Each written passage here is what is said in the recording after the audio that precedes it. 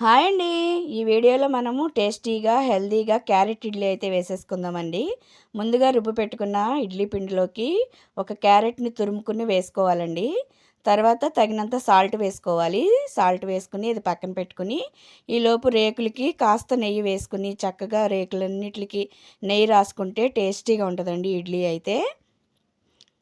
రేకులన్నిట్లికి నెయ్యి రాసేసుకుని చక్కగా మనం క్యారెట్ వేసిన పిండంతా కలిపేసుకోవాలండి. కలిపేసుకుని చక్కగా ఇడ్లీ రేకులోకి వేసేసుకోవడమే.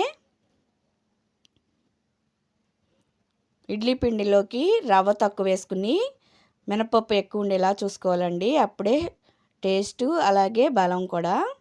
పిల్లలు క్యారెట్ తినమంటే తినరు కదండి. ఇలా ఇడ్లీలో మార్నింగు వేసేసి చక్కగా వేస్తే హెల్తీకి హెల్తీ, చక్కగా టేస్టీ కూడా ఉంటుందండి.